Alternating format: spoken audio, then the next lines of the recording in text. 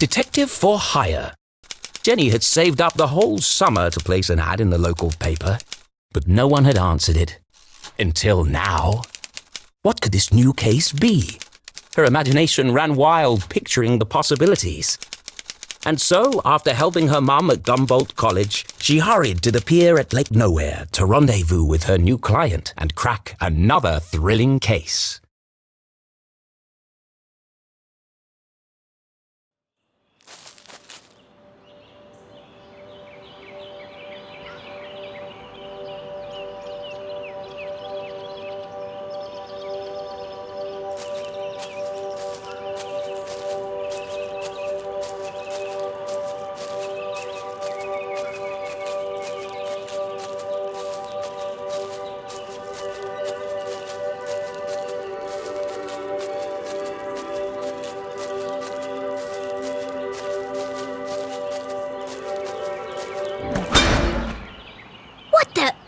Hey, kid!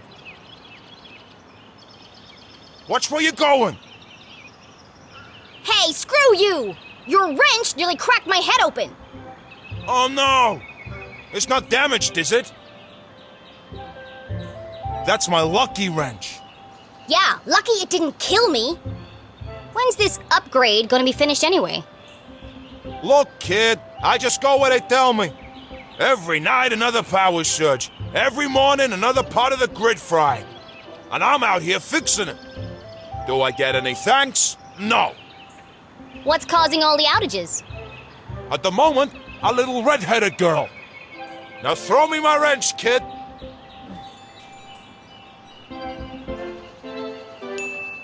Looks like I have all the leverage. So tell me, what exactly is taking so long with these repairs? Apart from shoddy workmanship, that is. Hey, we're busting our butts to keep your lights on. These lines should be lasting for decades, but they're burning out after just a few weeks. It's the strangest thing.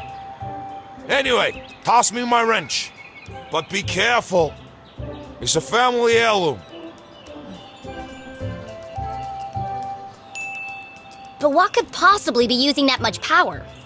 You're killing me, little girl. Arthurton's a tiny town. The mines are practically shut down.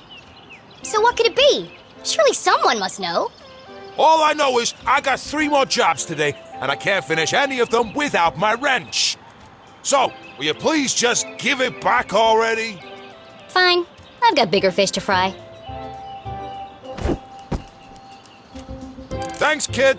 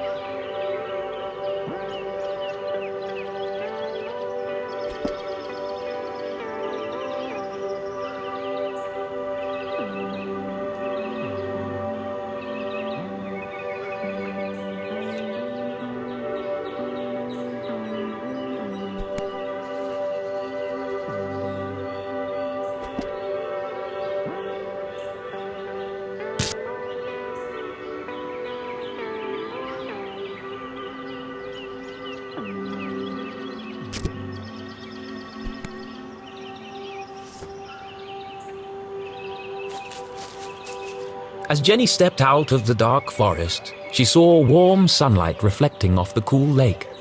And next to that, something even cooler. Keith Stroudsbury. Come on, Keith! Dance like you've been it! Not so much grinding. Oh, Keith, what are you doing? Not everyone saw it, but to Jenny, there was something special about Keith. He's just happy being himself. Nothing seemed to bother him. Not even having to dance in a costume for $1 an hour. But Jenny was not so laid back. Not when it comes to standing up for a friend. Especially her only friend.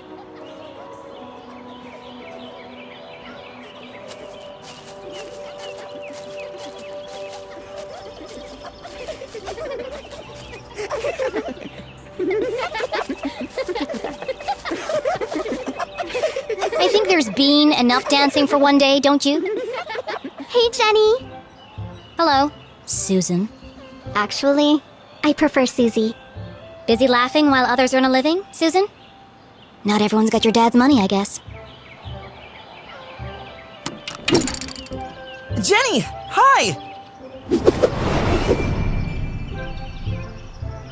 Tall and handsome, with intense, mysterious eyes. Cool should have been his middle name, instead of Tarquin. But Keith was so cool, he didn't even mind. Give me 1 minute. I'm just finishing my... Sure. Don't let me interrupt your work. My shift ends. In 15 minutes, I know. I'm early. I'm meeting a client over at the dock. Paid case. Could be big. Real big. Couldn't be as big as her head. Wow, that's really... Impressive? Maybe. All I care about is keeping this town crime-free. The only crime here is that haircut. Back in a minute, Keith. I'll have the usual.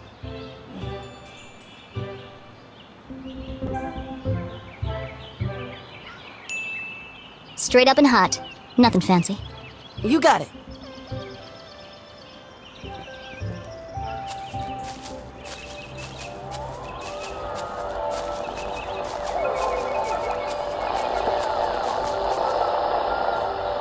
How about now?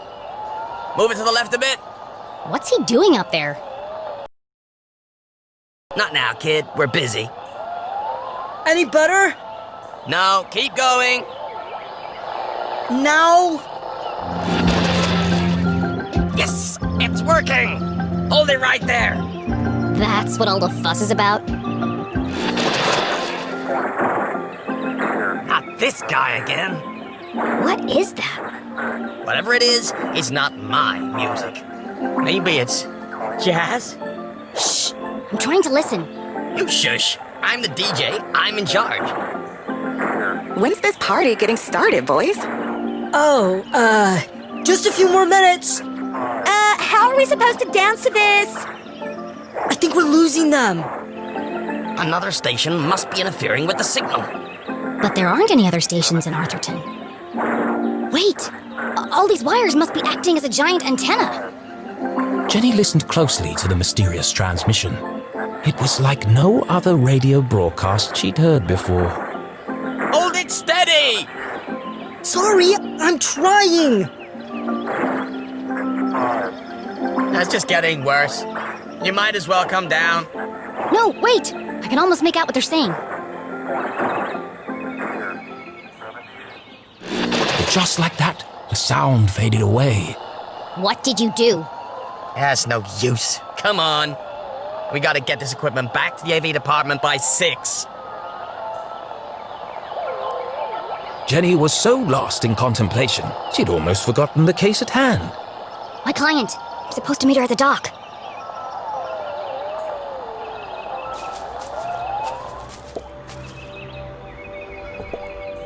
Danger. No swimming.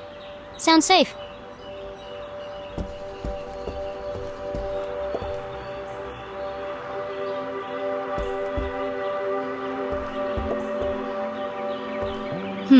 How do I get this ladder down?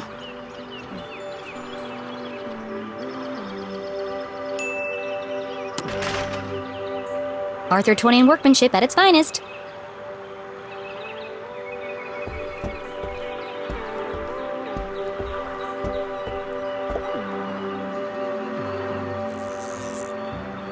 Aha! Got you this time, you slippery fella! Ah, shucks. Just another boot. Excuse me, Mr. Humdrum. Oh my, if it isn't little Jenny LeClue. What a glorious day, don't you think? As far as Jenny was concerned, small talk was like a second pair of underpants. Uncomfortable and completely unnecessary. But Mom always says, create a good rapport and they'll reveal everything to you. So she gave it a shot.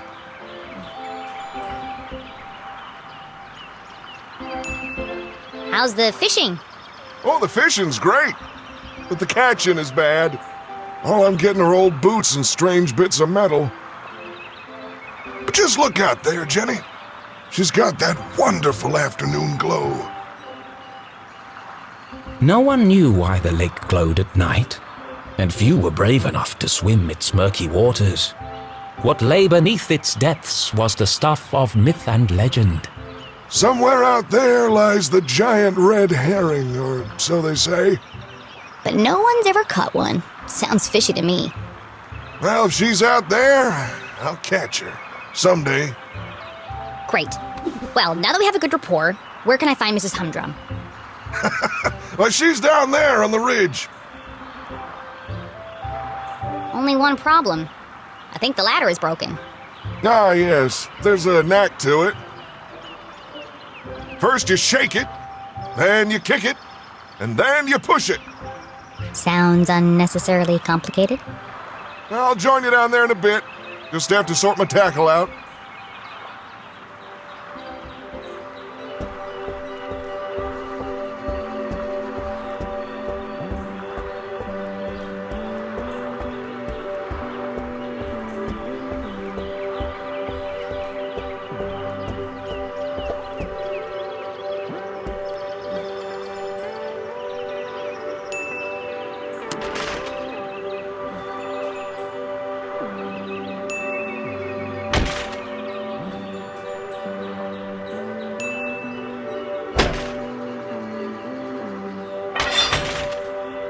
Aha! That did the trick.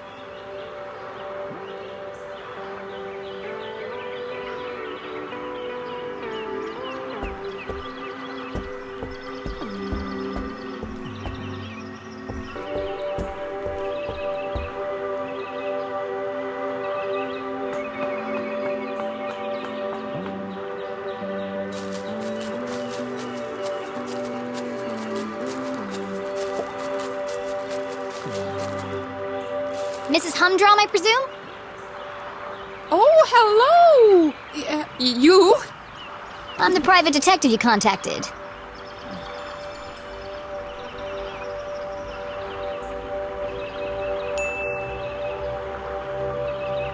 The code word is Purple Panda. I'm here to solve your case. Who is it, Dan? It's Jenny, dear, the LeClue girl. She doesn't see so well without her glasses. Oh, hello, Jenny. I'm afraid I don't see so well without my glasses. Nothing wrong with her hearing, though. What did she say? I said there's nothing wrong with your hearing, dear. Oh, no, thank you. I've already eaten. I believe you have a case for me? We do. We do. Great. So what's the trouble? Haunted by the ghost of a former lover? Worried you're being poisoned by a mad uncle? Something so dark and gruesome I can't even begin to imagine the horror? Well, I've lost my reading glasses. Oh. And there it was, a real case. A confounding mystery to challenge Jenny's brilliant mind. I thought this was finally going to be a good one. What do you think, Jenny? Can you help? Sure, Mr. Humdrum. I'm gonna need to ask you a few questions.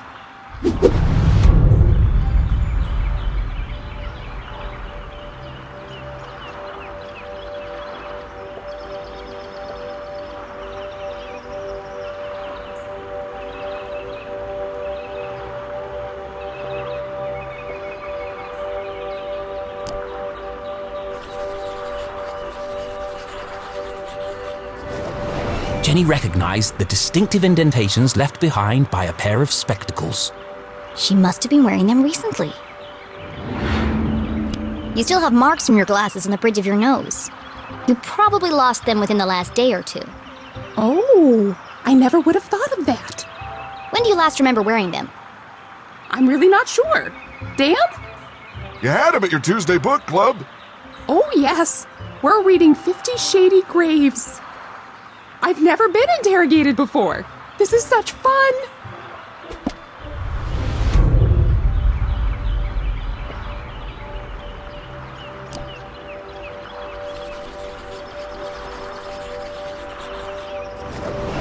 Looks freshly blow-dried. A professional job. Your hair looks lovely today, Mrs. Humdrum. Is that a new style? Thank you. I had it done yesterday. Dan didn't notice. They call it the Queen's Coif. Well, it's certainly big. And expensive. But I'm worth it, Dan. Who could put a price on that beautiful head of hair? You're not so bad yourself, hot stuff. Gross. You really are very good. The best. How long have you been solving mysteries? But I'll ask the questions, thank you.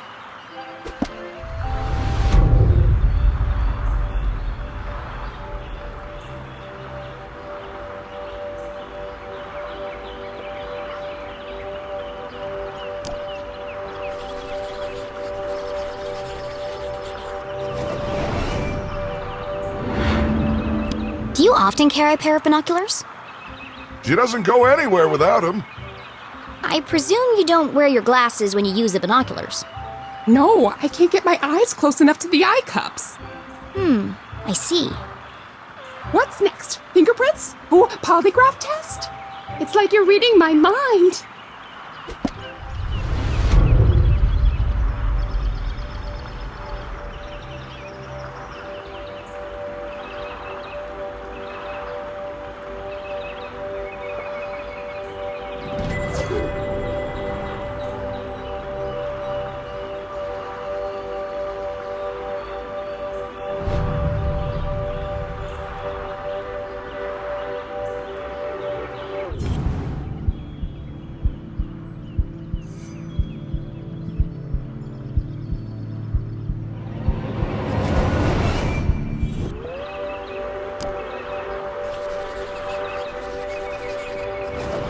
Jenny had often snuck through the hole in the fence at Grubman's to watch the races. She could understand why the dogs ran so hard. They were chasing the promise of food. What the adults were chasing was less relatable. I notice you're a gambler, Mrs. Humdrum. You've been to the Greyhound races. That was yesterday. We always go to Grubman's on Wednesday. Did you take your binoculars with you? Of course. Those little critters are so far away. I can't keep up without my binoculars. Interesting. Have you figured it out yet? The suspense is killing me.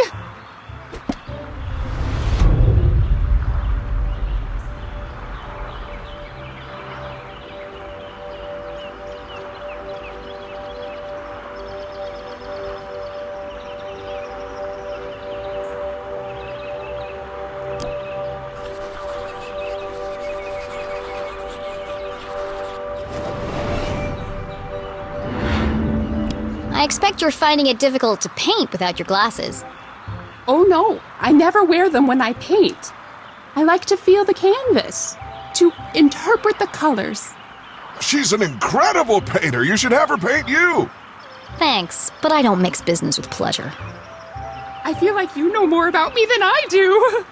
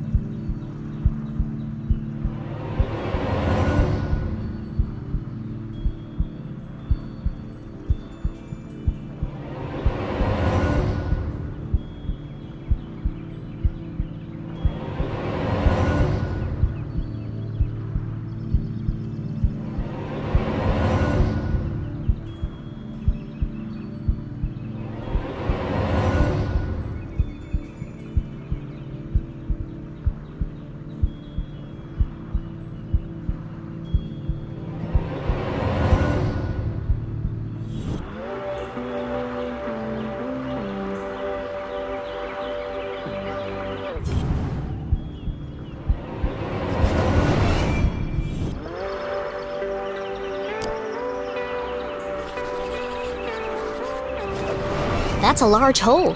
She must have caught it on something. Did you have trouble climbing down the ladder, Mrs. Humdrum? Why, yes, I did. How on earth did you know? There's a tear in your pants pocket. Well, what do you know? I didn't realize these pants even had pockets. You are so thorough. Any more questions? I think I have everything I need to wrap this one up. Where are Gail's glasses?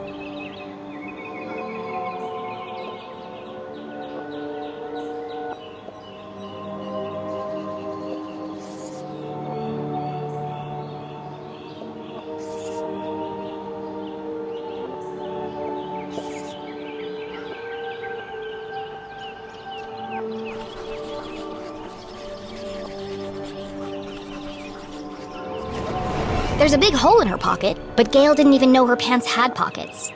So it's unlikely that she would keep her glasses in them.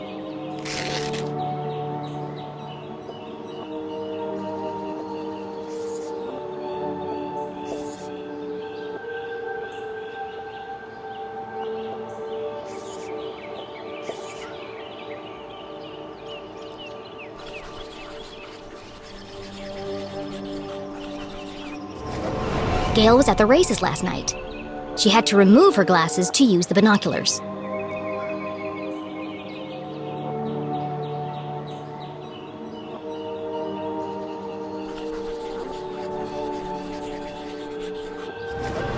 Gail also had her hair cut recently.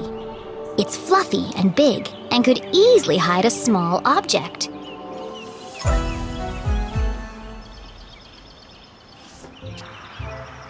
Solving a complex mystery like the case of the missing glasses was tough work. But now came the most satisfying part: delivering the dramatic denouement.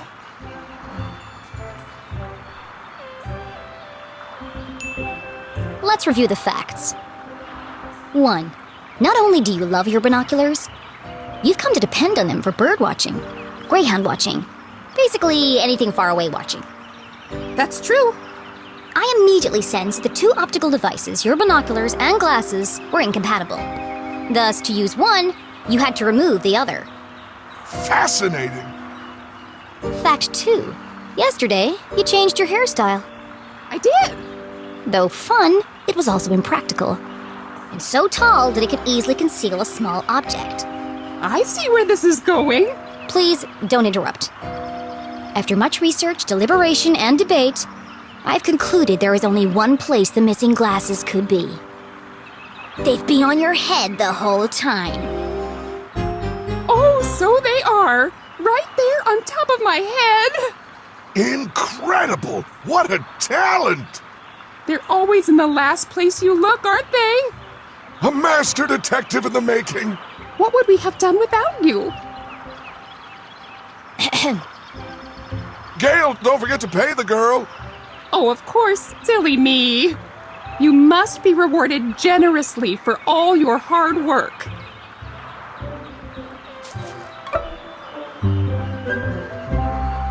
Now don't spend it all in one place. Thanks. I'll do my best.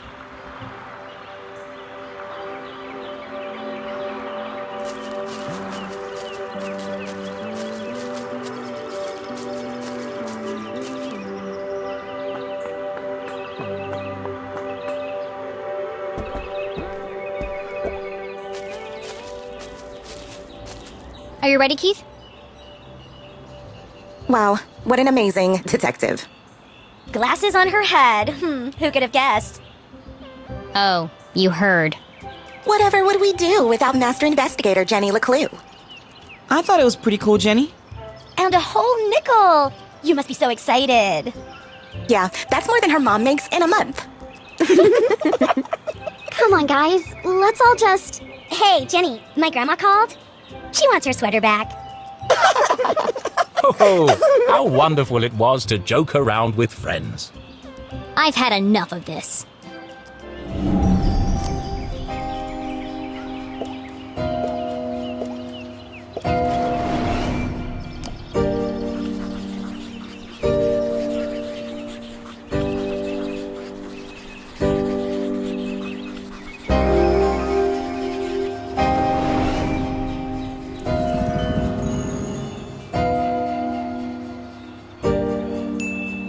Over-application of makeup. Hair drawn over face. Wears sunglasses even at night. You're trying to distract from something. A lazy eye, perhaps? What? No! How do you... Shut up, Jenny! You don't know anything! Wow, Jenny. That was cruel. Who even says something like that? Aw, don't cry, Veronica. She's just a weirdo nobody! Jenny, let who? And the case of the missing friends! Yeah. Good one, Veronica. Come on, let's get you home. Are you coming, Susie? Thanks for the coffee, Keith. And the extra sugar. Of course. It's... Nothing special at all, and the same thing he does for everyone? Oh, okay. See you around, Keith.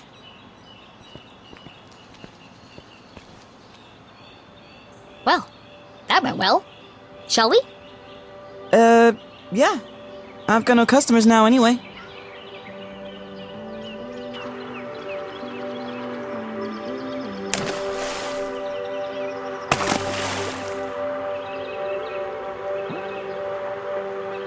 Nothing exciting ever happens here.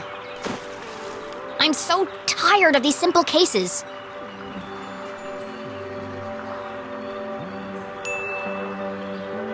Ugh. How am I supposed to become a real detective if there are no real crimes to solve?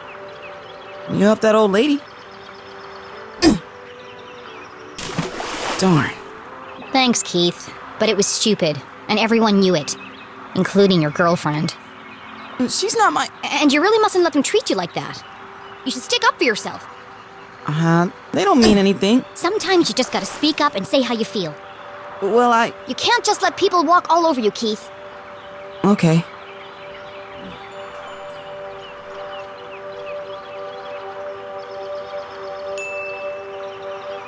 Ugh. It doesn't matter anyway. Nothing's gonna change. Not in this ghost town. It's not so bad. Don't you ever wonder what it would be like to live somewhere else? Oh, not really. Who am I kidding? There is nowhere else. Not for miles.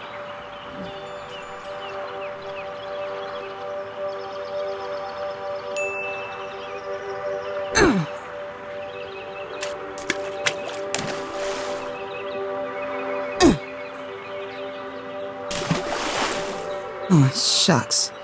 I see practice is going well. Is your dad still pressuring you to play? Well, Come on, Keith. You hate basketball. And tough love, but you're the worst player on the team. not the worst. Well, on the bench anyway. Why don't you just tell him you don't want to play anymore? It's a Strasberry tradition. That's my point, Keith. This whole town is dead, stuck in the past. Everyone is just doing what they're told without questioning why. Where's the ambition, the sense of adventure? Are we still talking about basketball?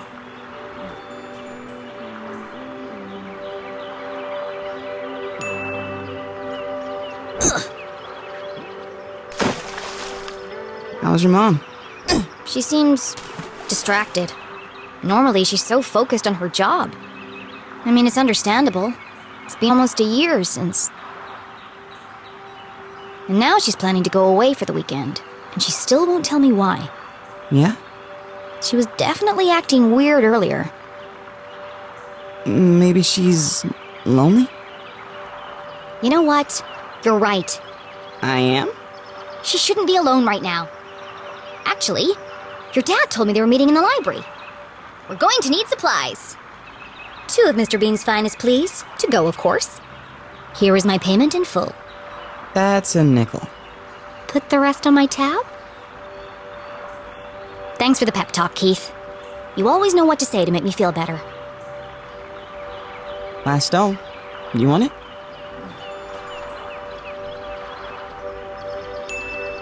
You take it. You need to practice. Here goes nothing.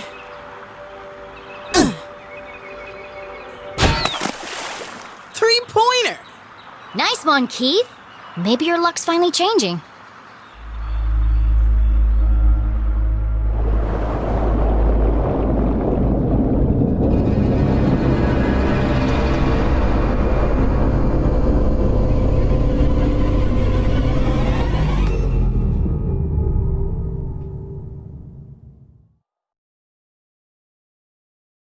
Keith was an excellent listener.